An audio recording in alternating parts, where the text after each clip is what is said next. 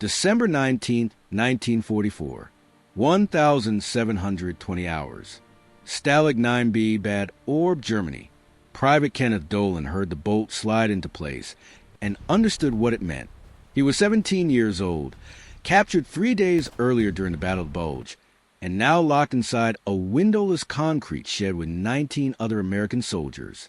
The room was 8 feet by 12. No light except the thin gray seen beneath the door. No heat. The temperature outside was below freezing. They'd been given no food since capture, no water, no explanation.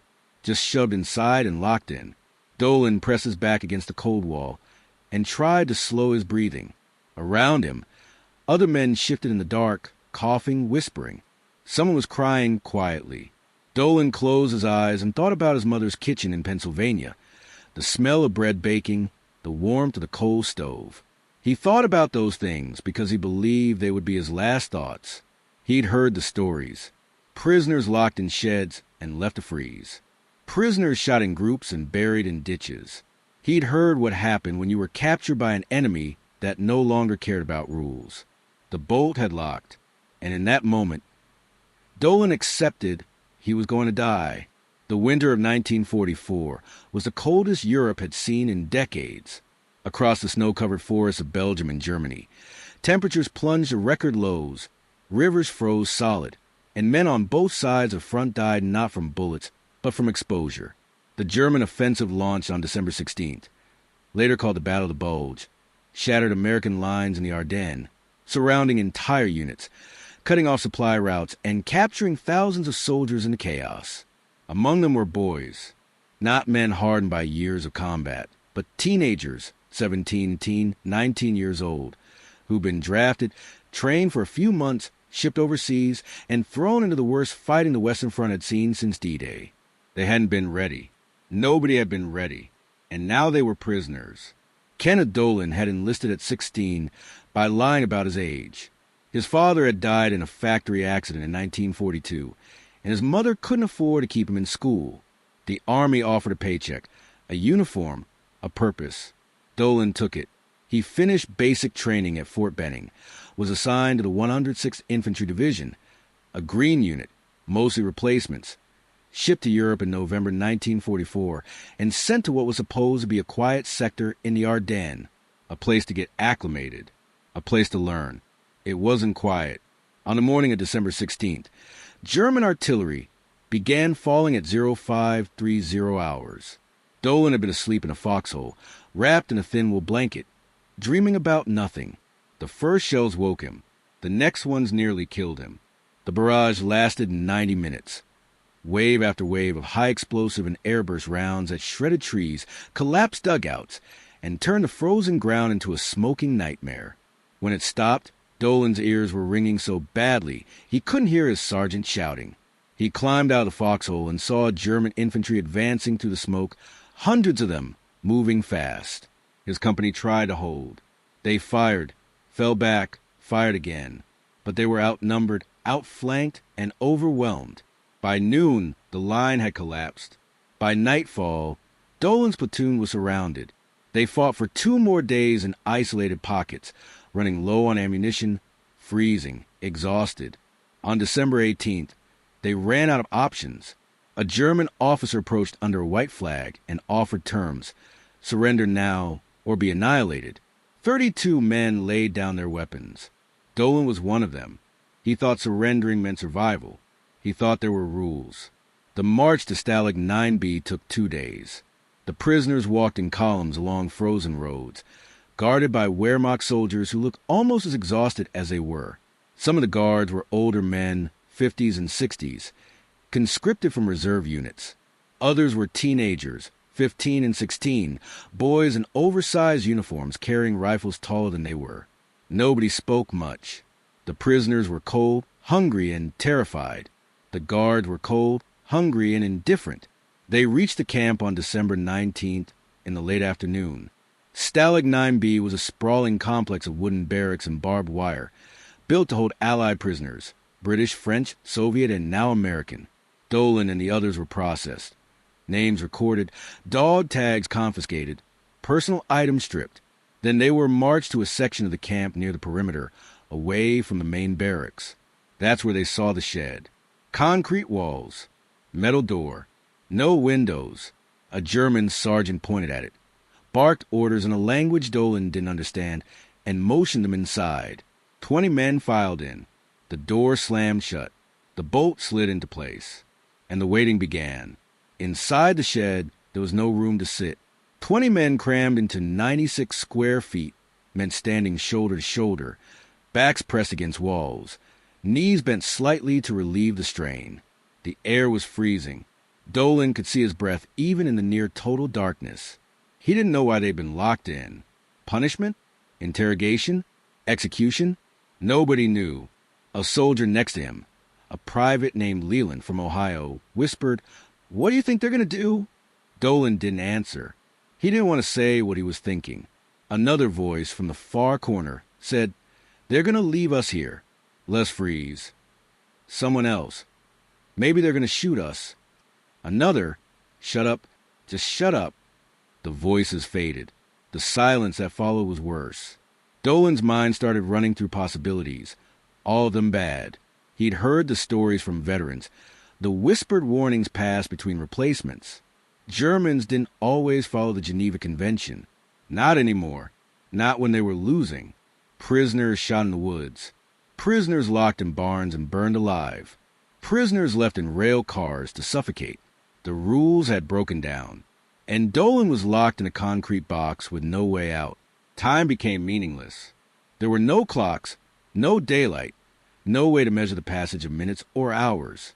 Dolan's legs ached from standing. His fingers were numb. He couldn't feel his feet anymore. Around him, men shifted positions, trying to stay warm through movement, but the cold was relentless. Someone started praying. Dolan recognized the words. The Lord's Prayer, whispered over and over like a mantra. Others joined in. The sound filled the shed, soft and desperate. Dolan tried to pray too, but the words felt hollow. He didn't believe they'd be heard. He didn't believe anyone was coming. He thought about his mother, wondered if she'd get a telegram, wondered what it would say. Missing in action, presumed dead, killed in action. Did it matter? Dead was dead. He thought about his little sister, Mary, who cried when he left for basic training. He'd promised her he'd come home. He'd meant it. But promises didn't stop bullets, didn't stop cold, didn't unlock doors. Dolan felt something breaking inside him. Not fear, but resignation, acceptance. This was how it ended. 17 years old, locked in a shed in Germany, freezing to death with strangers. He closed his eyes and tried to remember warmth. Hours passed. Or maybe minutes. Dolan couldn't tell. His thoughts blurred. He drifted in and out of the strange, detached state. Not quite sleep, not quite consciousness. He heard voices around him, but couldn't process the words. Felt bodies pressing against him, but couldn't tell whose. The cold had stopped hurting. That scared him more than anything. He knew what that meant. Hypothermia, the body shutting down. Death coming quietly. He wanted to fight it, wanted to stay awake, stay alert. But he was so tired, so cold. He let his eyes close, let his mind drift, thought about Pennsylvania, about home, about things that felt impossibly far away. And then he heard the bolt, metal sliding against metal. The sound jolted him awake. The door opened. Gray light poured into the shed, blinding after so long in darkness. Dolan squinted, raised a hand to shield his eyes. A figure stood in the doorway, silhouetted against the twilight. A German soldier. Older man, maybe 50, wearing a Wehrmacht greatcoat and a tired expression. He said something in German. Nobody understood. He repeated it, louder, more insistent. Still nothing. Then he switched to broken English. Out! Come out! Nobody moved. Dolan's legs wouldn't respond. He didn't trust them. Didn't trust the voice. The soldier stepped inside, grabbed the nearest prisoner by the arm, and pulled him toward the door. Out! You out! Now! One by one, the men stumbled into the cold evening air. Dolan stepped outside and nearly collapsed. His legs buckled, and he caught himself against the shed wall. Around him, other prisoners were doing the same, falling to their knees, gasping, shaking. The German soldier watched, his face unreadable. He said something to another guard, a younger man holding a rifle. The younger guard nodded and walked away. The older soldier turned back to the prisoners. "You wait here. No move." He pointed at the ground. The men sank down into the snow, too weak to stand. Dolan sat with his back against the shed, breathing hard. His heart was pounding. He didn't understand what was happening. Why had they been let out? What came next? He looked around. The camp stretched out before him. Rows of barracks, watchtowers, barbed wire fences. Prisoners moved between buildings. Thin figures in ragged clothes. Guards patrolled the perimeter. Everything looked normal. Controlled. Not like a place where men were locked in sheds to die. Dolan's confusion deepened. He glanced at Leland, who sat beside him, shivering. "What's going on?" Leland shook his head. "I don't know." They waited. 5 minutes. 10. The cold bit through their clothes, but it felt different now. Sharp and real, not the numbing cold of the shed. Dolan's mind started working again. He wasn't dead. He was sitting in the snow, freezing, exhausted, but alive. That had to mean something. The younger guard returned, carrying a metal pot and a stack of tin cups. He set them down in the snow and gestured for the prisoners to take them. The older soldier ladled something from the pot into the cups. Thin, watery soup, barely warm, but was food. The prisoners stared. Nobody reached for it. The older soldier sighed, picked up a cup, and drank from it himself. Then he held out to Dolan. "Eat. Is good." Dolan took the cup. His hand shook so badly he almost dropped it.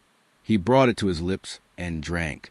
The soup was tasteless, more water than substance, but it was warm. He felt it slide down his throat, felt a faint warm spread through his chest. He drank again. Around him, the other men reached for cups, drank cautiously, uncertain. Nobody spoke. The German soldiers watched. The older one said something in German to younger one, then turned back to the prisoners. "You stay one night. Barracks tomorrow. No escape. You try, you die. Understand?" Dolan nodded. He understood. They'd been let out. They'd been fed. They were going to survive. At least for now. The older soldier looked at them for a long moment, then walked away. The younger guard remained, rifle slung over his shoulder, watching. Dolan finished the soup and set the cup down. He looked at Leland. Why'd they do that? Leland shook his head. "I don't know. Maybe someone told them to. Maybe they didn't want us dead." Dolan didn't have an answer. None of it made sense. But sense didn't matter. They were alive. The prisoners spent the night outside, huddled together in the snow near the shed. They weren't given blankets. They weren't brought inside. But they weren't locked up again either. The guards left them alone. Dolan sat with his knees pulled to his chest, arms wrapped around himself, trying to conserve warmth. The cold was brutal, but it was survivable.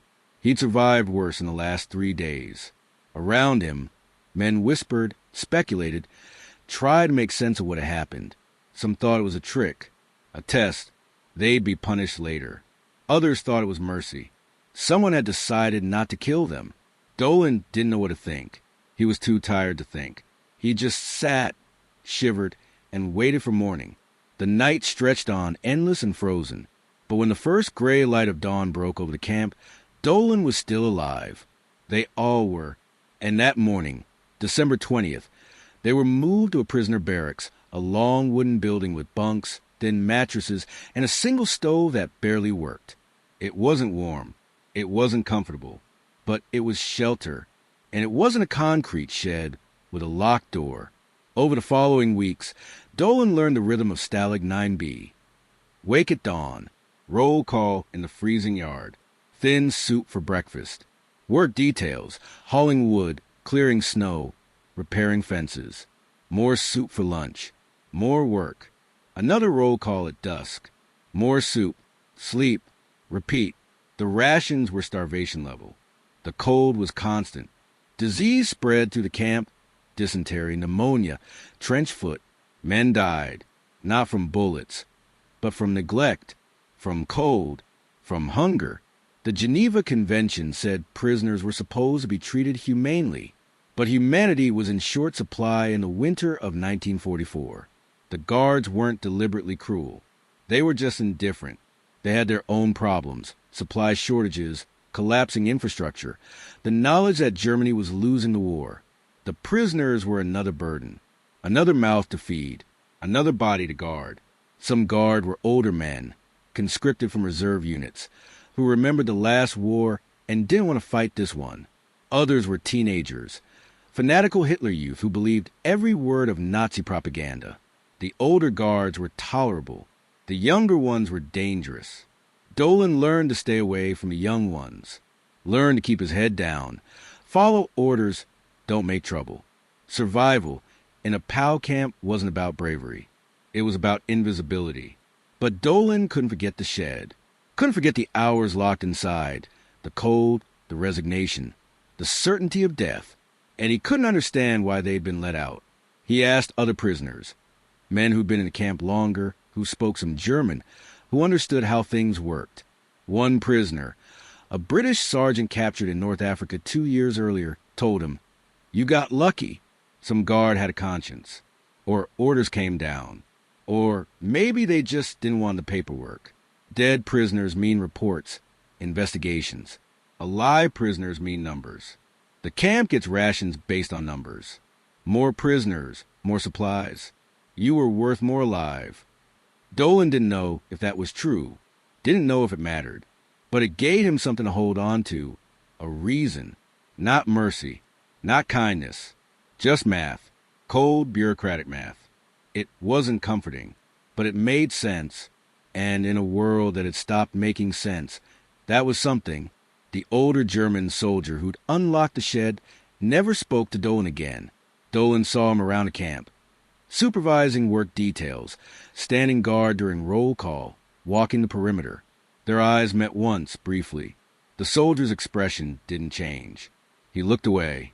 Dolan wondered what he'd been thinking that night, whether he'd acted on orders or on impulse, whether he'd struggled with a decision or made it easily, whether he even remembered.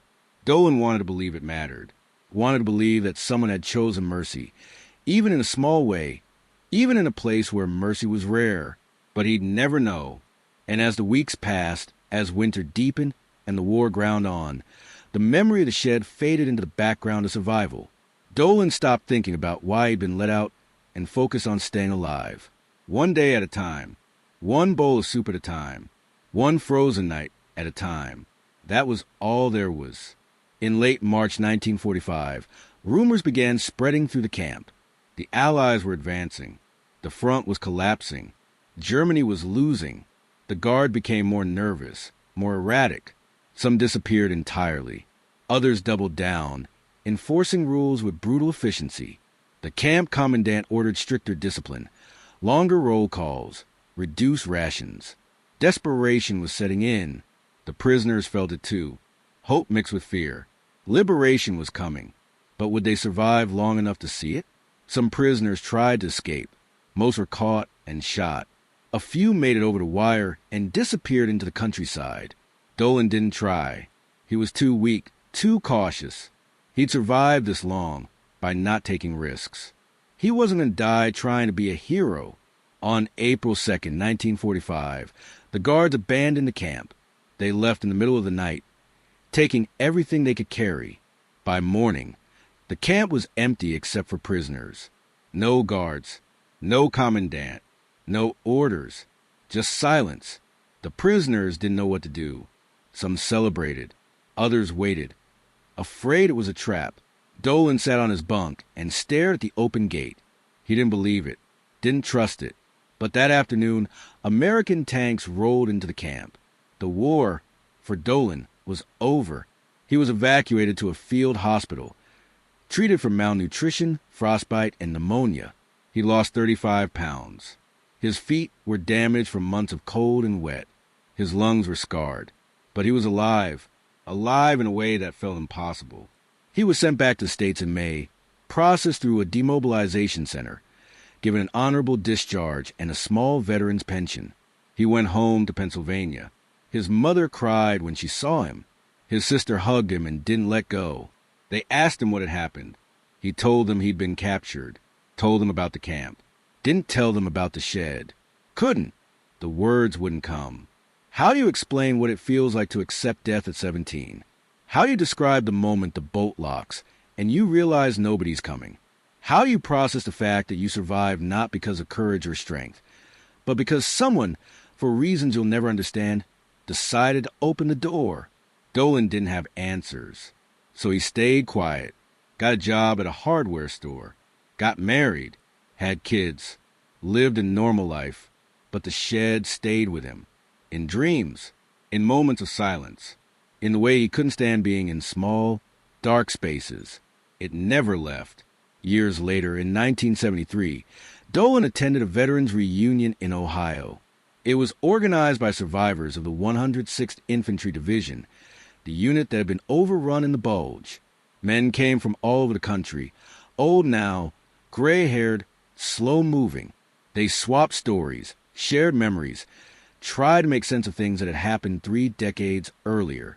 Dolan met Leland there, the kid from Ohio who'd been locked in the shed with him. They recognized each other immediately, even after so many years. They sat together, drank coffee, talked. Leland asked, "You ever figure out why they let us out?" Dolan shook his head. "No." "You?" Leland shrugged. "I think someone just didn't want us on his conscience. War was almost over. Maybe he knew it. Maybe he didn't want to be the guy who killed a bunch of kids for no reason." Dolan thought about that. It made sense. More sense than bureaucracy or rations or orders. Just one man, tired and old, looking at a locked door and deciding he didn't want that weight. It wasn't heroic. It wasn't grand. It was small and quiet and human. And maybe that was enough. Dolan nodded. Yeah, maybe. They didn't talk about it again. There was nothing left to say. They'd survived. That was what mattered. The how and why were just details. The moral weight of the shed, the experience of being locked in, of accepting death, of being released, shaped Dolan in ways he didn't fully understand until much later in life. He became someone who couldn't tolerate cruelty, couldn't stand bullies, couldn't watch suffering without trying to do something about it. He volunteered at veterans' hospitals, helped counsel younger veterans struggling with trauma, donated to prisoner of war organizations. He never spoke publicly about the shed, never gave interviews, never wrote a memoir, but he acted. He spent the rest of his life trying to be the person who opened the door, trying to be the one who chose mercy when mercy was hard. He didn't always succeed. Nobody does. But he tried. And in trying, he found something that felt like redemption. Not for himself. He hadn't done anything wrong, but for the world. For the idea that even in the worst circumstances, even in war, even when everything is broken, someone can choose differently. Someone can unlock the door. Dolan died in 1998 at the age of 71. His obituary mentioned his military service, his work with veterans, his family. It didn't mention the shed. His children didn't know about it. His grandchildren never heard the story. It died with him. But the lesson didn't. The broader story of young American POWs in World War II is well documented. Thousands of teenagers were captured during the war, held in camps across Europe and the Pacific, subjected to malnutrition, disease, forced labor, and psychological torment. Many didn't survive. Those who did carried scars, physical and emotional, for the rest of their lives. The Geneva Convention was supposed to protect them, but the convention was only as strong as the people enforcing it. And in the chaos of a collapsing war, enforcement was inconsistent at best. Some prisoners were treated relatively well. Others were brutalized. It depended on the camp, the guards, the circumstances, the luck of the draw. Dolan's story, locked in a shed, resigned to death, then inexplicably released, wasn't unique. Similar incidents happened throughout the war. Prisoners locked in buildings, then released. Prisoners lined up for execution, then spared. Prisoners abandoned in rail cars, then rescued. The line between life and death was often arbitrary, determined by a single decision made by a single person. That randomness is terrifying. It means survival wasn't about skill, or strength or virtue. It was about chance, about who was guarding you, about whether that person had a conscience, about whether they chose to use it. But there's another side to that randomness. It means that even in the worst systems, even under the worst conditions, individuals still have power. One guard deciding to open a door. One officer deciding not to give an execution order. One soldier deciding to share rations instead of hoarding them. These aren't grand, heroic acts. They're small, quiet, easy to miss. But they matter. They save lives. They preserve humanity. And they prove that even when institutions fail, when doctrine collapses, when morality is suspended, people still have choices. Not easy choices, not safe choices, but choices nonetheless. The guard who unlocked the shed at Stalag IX-B made a choice. Maybe he did it because of orders. Maybe he did it because of conscience. Maybe he did it because he was tired of death. The reason doesn't matter as much as the act. He opened the door, and 20 boys lived. That's the story. That's the lesson. Not that war is noble or heroic. Not that suffering has meaning, but that in the darkest moments, when everything seems lost, someone can still choose mercy. And that choice can change everything.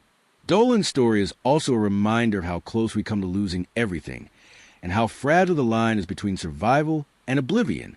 The boys locked in that shed had given up. They'd accepted death. They weren't fighting anymore. They weren't resisting. They were just waiting for the end. And if that door hadn't opened, if that guard had walked away, if the decision had gone differently, they would have died. Nobody would have known. Their names would have appeared on casualty lists, marked as died in captivity or missing presumed dead. Their families would have grieved without ever knowing the full story, and the world would have moved on. That's how close it was. A single decision, a single moment, and the difference between life and death. That proximity to annihilation should terrify us, but it should also inspire us, because it means that every act of mercy, every decision to help instead of harm, every choice to open a door instead of walking away, carries immense weight. These decisions matter. They ripple outward. They change lives. And they remind us that we're all capable of both cruelty and compassion. The question is which we choose. In the decades since World War II, countless stories have been told about heroism, sacrifice, and courage under fire. These stories are important. They honor the men and women who fought, who died, who gave everything for victory. But there are other stories, quieter, smaller, harder to tell, that matter just as much. Stories about moments when someone chose not to kill, chose not to hate, chose not to follow orders that violated their conscience. These stories don't fit neatly into narratives of heroism. They're messy, ambiguous, uncomfortable. They force us to confront the reality that war isn't black and white, that enemies are human, and that morality doesn't disappear just because we put on a uniform. The story of the shed at Stalag IX-B is one of those uncomfortable stories. It doesn't celebrate American heroism. It doesn't demonize German cruelty. It just shows a moment when a tired old soldier looked at a locked door and decided he didn't want to be responsible for what was behind it. That's not heroism. That's just humanity. And maybe that's more important. Dolan carried the memory of that moment for 54 years.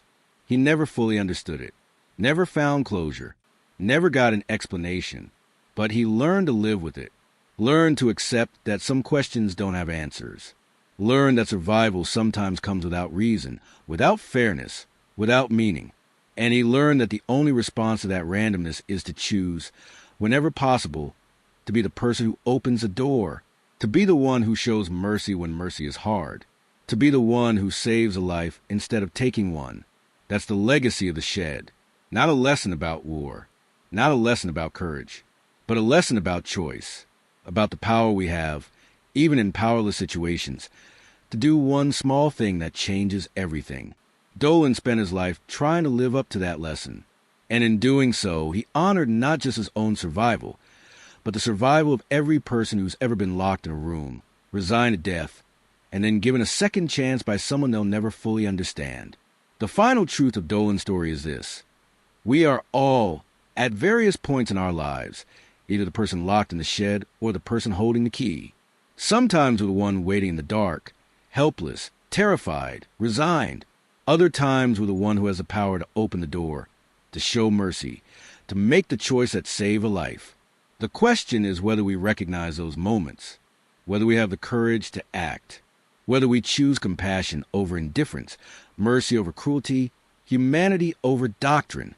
Dolan spent 17 hours locked in that shed. He spent the next 54 years trying to be the person who would have opened the door. That's not a war story.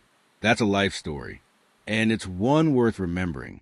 If this story moved you, subscribe and share it. These memories deserve to be told.